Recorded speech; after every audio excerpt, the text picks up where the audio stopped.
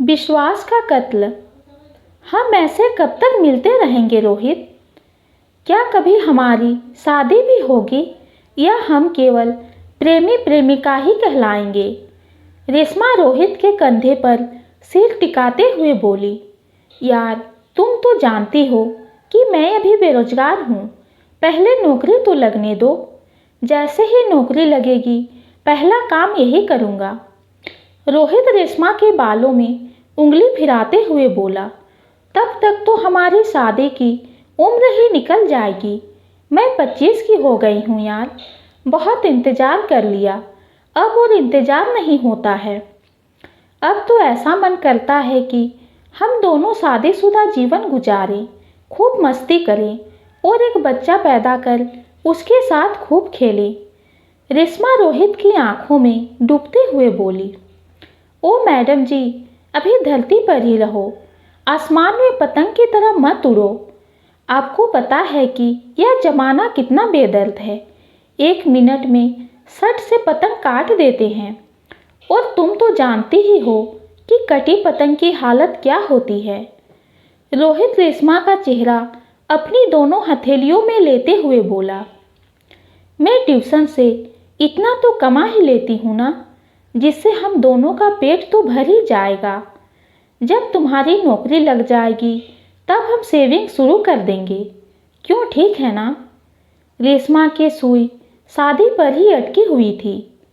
वह कुछ और कहती, इससे पहले उसका मोबाइल बज उठा। हेलो आंटी, कैसी हो? अच्छी हूँ। रेशमा, कल सोनू का बर्थडे है, ज़रूर आना है तुमको। वैसे भी इधर आए तुम्हें बहुत दिन हो गए हैं। देखो भूलना नहीं, सही समय पर आ जाना। तुम तो हमारे परिवार का हिस्सा बन गई हो।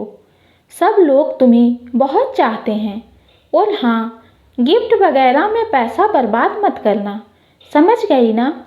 जी समझ गई। आप मुझे एक माँ की तरह प्यार करती हैं तो मैं आपकी बातें समझूंगी क्यों नहीं। आप बहुत अच्छी हैं आंटी, और आपका परिवार भी बहुत अच्छा है। मैं तो भगवान से रोज़ प्रार्थना करती हूँ कि अगले जन्म में मुझे आपकी ही बेटी बनाए। क्या आप भी ऐसा ही चाहती हो आंटी? रेशमा बहुत आत्मीयता से बात कर रही थी। अगले जन्म में क्यों? हम तो तुझे इस जन्म में भी अपनी बेटी ही मानते हैं। मेरी बात मान लो और तुम और रोहित जल्दी शादी कर लो। मैंने घर में कह रखा है कि तुम्हारी शादी का सारा खर्चा मैं उठाऊंगी और तुम्हारा कन्यादान भी मैं ही करूंगी। अब मैं फ़ोन रख रही हूँ, अभी बहुत काम पड़ा है। तुम अपने साथ रोहित को भी लेते आना, ठीक है ना? ममता भरी आवाज़ कानों में अमृत तुल्य लग रही थी रेशमा को। जी आंटी, उन्हें भी ले आऊँगी। उधर से फ़ोन कट चुका था। यार, ये तुम्हारी आंटी भी बहुत गजब की चीज़ है। अभी भी इतने प्रेम से बातें करती हैं तुझसे कि विश्वास ही नहीं होता है। यह कलयुग है या सतयुग? इतने प्रेम से तो अपनी सगी माँ भी बात नहीं करती है यार आजकल। क्या जादू कर रखा है तुमने उस पर?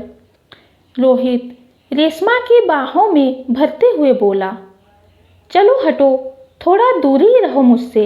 जब देखो तब लिपटने की कोशिश करते रहते हो। थोड़ी देर चैन से बातें नहीं कर सकते हो क्या? और हाँ, आंटी ने कहा है कि उनके बेटे सोनू के बर्थडे फंक्शन में मैं तुमको भी साथ लेके जाऊं। तो जनाब, कल आंटी के घर बर्थडे फंक्शन में चलना है। रेशमा रोहित के सीने पर हाथ फिराते हुए बोली, एक बात बताओ, तुमने सोनू को कितने समय तक पढ़ाया था जो इतनी इंटीमेसी हो गई है उन लोगों से? बस 2 साल ही पढ़ाया था उसे। अब तो 2 साल से मैं पढ़ा भी नहीं रही हूँ। मगर आंटी मुझे अब भी बहुत चाहती हैं, बल्कि उनकी चाहत दिन ब दिन बढ़ती जा रही है। सिर्फ आंटी ही चाहती हैं या सोनू भी चाहता है? शरारत से रोहित ने कहा। इतना सुनकर रेशमा उठ खड़ी हुई और रोहित की ओर एक मुक्का तानते हुए कहने लगी, ओ हेलो, वो तो कल को 16 साल का होगा बस, थोड़ी तो शर्म किया करो कुछ भी। वो मेरा स्टूडेंट है और मेरे छोटे भाई के जैसे है। तुम मर्द लोग हर रिश्ते को शक की नज़र से क्यों देखते हो? जेलस कहीं के। रेशमा नाराज होते हुए बोली, मैं तो यूं ही मजाक कर रहा था यार, मुझे तुम पर पूरा भरोसा है। सॉरी बोला ना, अब तो माफ़ कर दे मेरी माँ। रोहित उसके सामने हाथ जोड़कर बोला, माँ? मतलब मेरे बच्चों की होने वाली मम्मी। हंसते हुए रोहित बोला, अब तो खुश, बच्चों नहीं सिर्फ बच्चा। और दोनों बाहों में बाहें डाले दुनिया में खो गए। सोनू के जन्मदिन का फंक्शन बहुत शानदार था। रोहित ने सोनू का मकान पहली बार देखा था। मकान क्या, हवेली थी। सोनू के पापा की साड़ी बनाने की फैक्ट्री थी सूरत में। करोड़पति लोग थे, धन दौलत सुख सुविधाओं की कोई कमी नहीं थी। भगवान ने जिस तरह उन पर दौलत की वर्षा की थी, उसी तरह उनका मन भी बहुत भला था। पूरा परिवार प्रेम की प्रतिमूर्ति था। सोनू के परिवार की समृद्धि देखकर रोहित के मस्तिष्क में षड्यंत्र के ताने वाने बुनने लगे। एक दिन रोहित रेशमा से बोला, डार्लिंग, अपनी शादी जल्दी हो सकती है अगर तुम मेरा साथ दो तो। कमाल है, मैं तो कब से कह रही हूँ शादी के लिए, और जनाब मुझसे ही कह रहे हो कि मैं साथ दूँ तो शादी जल्दी हो सकती है। क्या नशा करना शुरू कर दिया है आजकल? अरे यार, मेरी बात तो समझो पहले। अच्छा, एक बात बताओ, ये सोनू के पापा के पास कितना पैसा होगा? मुझे क्या पता। तुम 2 साल उनके घर जाकर सोनू को ट्यूशन पढ़ाती थी ना, तो इतना पता तो होना चाहिए। उसके बाद भी उस घर में तुम्हारा आना जाना है, थोड़ा बहुत आइडिया तो होगा ही ना। हाँ, ऐसे तो मैं थोड़ा बहुत आइडिया है। मैं समझती हूँ कि करीब 100 करोड़ के मालिक तो होंगे वे, पर तुम ऐसा क्यों पूछ रहे हो? 100 करोड़ के? Oh my God. तो एक बात बताओ कि यदि 100 करोड़ में से 20-30 लाख रुपये निकल जाए तो उनका कुछ फर्क पड़ जाएगा क्या? इतने से रुपये निकल जाने से क्या फर्क पड़ेगा उन पर? पर तुम ये सब पूछ क्यों रहे हो? तुम्हारे दिमाग में चल क्या रहा है? रेशमा गौर से रोहित का चेहरा पढ़ने की कोशिश करने लगी। देखो, मुझे गलत मत समझना, मैं अपनी शादी के बारे में सोच रहा था। 10-15 लाख में अपनी बढ़िया शादी हो जाएगी, 6-7 लाख में एक कार आ जाएगी और 5-6 लाख में मनाली में हनीमून मना लेंगे। इस तरह से 30 लाख रुपये में अपना सारा काम बन सकता है। वैसे भी तुम कह रही थी कि सोनू की मम्मी ने तुझे अपनी शादी के लिए 20-30 लाख रुपये खर्च करने की बात कही थी, तो मेरे पास एक प्लान है, कहो तो बताऊं? रोहित ने रेशमा की ओर रहस्यमयी नज़रों से देखा। रेशमा ने धड़कते दिल से कहा, बताओ। देखो, हम एक काम करते हैं, सोनू कोचिंग जाता है, जब वो कोचिंग से लौटेगा तब मैं उसे अपने घर ले आऊँगा।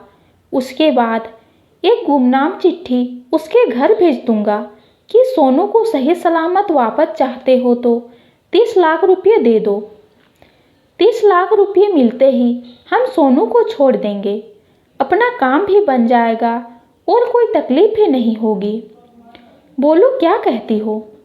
अधीर होकर रोहित ने पूछा। ना बाबा ना, तुम ऐसा प्लान बनाओगे मुझे पता नहीं था। इसमें रिस्क बहुत है, पुलिस को पता चल गया तो? कैसे पता चलेगा? कौन देगा सूचना? सोनू के घर वालों के लिए 30 लाख रुपये कोई बहुत बड़ी रकम नहीं है। सोनू की जान ज़्यादा कीमती है उनके लिए। वे लोग चुपचाप पैसे दे देंगे, किसी को पता भी नहीं लगेगा और अपना काम भी बन जाएगा। बात समझ में आई?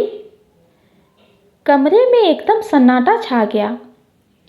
रेशमा के हृदय की धड़कनें लुहार के धौंकने की तरह चलने लगी। वो पसीने में नहा गई। नहीं, ये ठीक नहीं है। मैं इसकी अनुमति नहीं दे सकती हूँ। कितना विश्वास करती हैं आंटी मुझ पर। मैं उनके विश्वास का कत्ल नहीं कर सकती हूँ, रेशमा ने ऐलान कर दिया। तो ठीक है, किडनैपिंग कैंसल तो अपनी शादी भी कैंसल। रोहित ब्लैकमेलिंग पर उतर आया। लड़कियां ना जाने क्यों अपने बॉयफ्रेंड की ब्लैकमेलिंग का शिकार हो जाती हैं। इतना कहकर रोहित ने भी सिर झटक कर अपना सारा बोझ सिर से उतार दिया। इसके बाद दोनों खामोश बैठे रहे बहुत देर तक। फिर थके हुए कदमों से अपने अपने घर चले गए। 4-5 दिन बाद वे दोनों फिर मिले। इस बार रेशमा ने कहा, क्या तुम्हें विश्वास है कि पुलिस को कोई सूचना नहीं देगा? रेशमा ने खुद को आश्वस्त करने के लिए यह सवाल पूछा था शायद। रेशमा की बात सुनकर रोहित की आंखों में चमक आ गई। इसका मतलब है कि 4-5 दिन से रेशमा उसी प्लान पर सोचती रही। यदि उसे विश्वास दिला दिया जाए तो अपना काम बन सकता है। बस उसे थोड़ा पटाने की ज़रूरत है। वह बोला, मेरी बात पर विश्वास करो रेशमा। हमारे प्लान की किसी को कानो कान खबर नहीं होगी। सब काम सकुशल निकल जाएगा। मुझ पर भरोसा करना सीखो। अब तो इसके आगे मेरे साथ ही रहना है तुझे, इसलिए अभी से विश्वास करना शुरू कर दो। रेशमा के दोनों हाथ अपने हाथों में लेकर रोहित बोला। रेशमा कुछ नहीं बोली।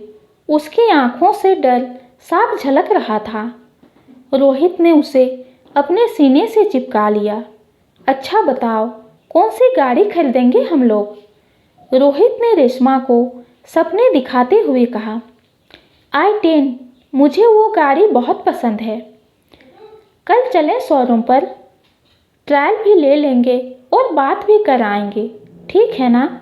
ठीक है, रेशमा ने हथियार डाल दिए। रेशमा विश्वास का कत्ल करने को राजी हो गई। अगले दिन वे दोनों i10 कार देखने आए और फाइनल बात भी कराए। अब तो शादी की तैयारियां जोर शोर से चलने लगी और कुल्लू मनाली में हनीमून की प्लानिंग भी साथ साथ में होने लगी। रेशमा ने सोनू और उसके घर वालों के बारे में जानकारी लेकर किडनैपिंग का प्लान बनाने लगा रोहित। उसने इस प्लान में अपने दोस्त सुमित को भी शामिल कर लिया था। सुमित का घर सोनू की कोठी के आसपास ही था। 2 दिन बाद सोनू कोचिंग से लौट रहा था तो रास्ते में उसे रोहित मिल गया। सोनू एक्टिवा चला रहा था। रोहित ने कहा, मेरी गाड़ी खराब हो गई है सोनू, जरा मेरे घर छोड़ दे मुझे। सोनू एक सीधा साधा 16 साल का लड़का था।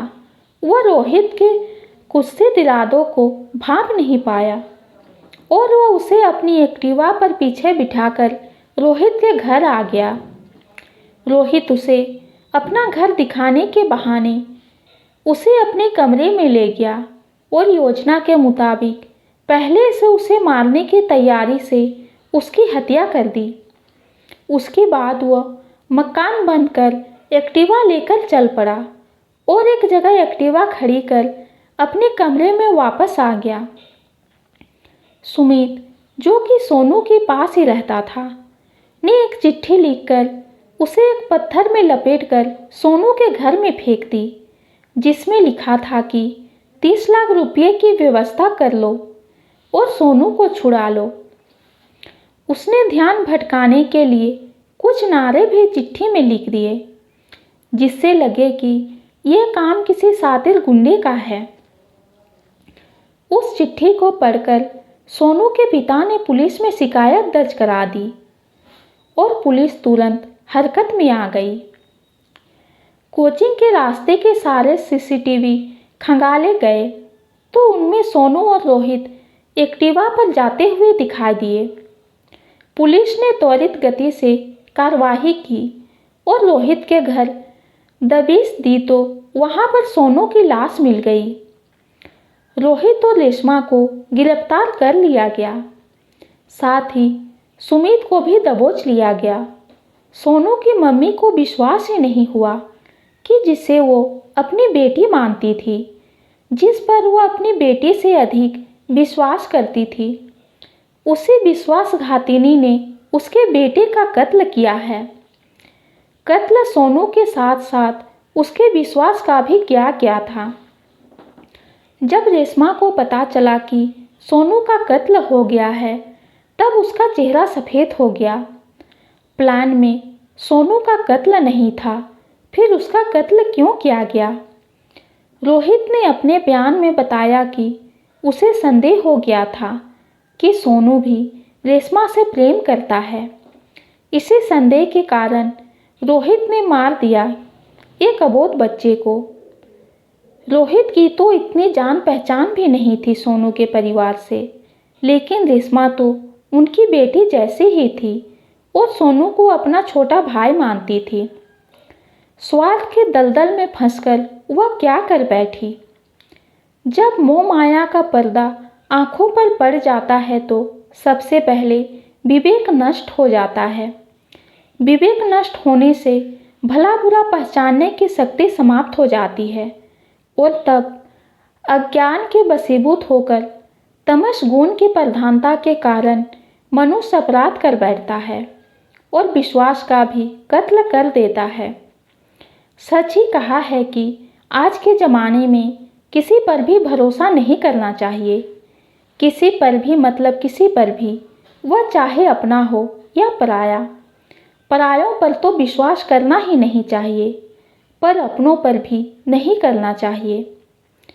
जिस अनाथ लड़की को एक परिवार ने इतना प्यार दिया, उसे अपने परिवार का अंग मान लिया, उसकी शादी की सोची, कन्यादान करने की इच्छा प्रकट की, उसकी हर तरह से मदद की, उसे बेटी समझा, उसी ने उस परिवार का चिराग बुझा दिया, उसके विश्वास का कत्ल कर दिया।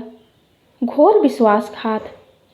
ये कहानी आपको कैसी लगी कमेंट में ज़रूर बताइए। कहानी पसंद आती है तो चैनल को लाइक और सब्सक्राइब कीजिए। कहानी सुनने के लिए आपका बहुत बहुत धन्यवाद।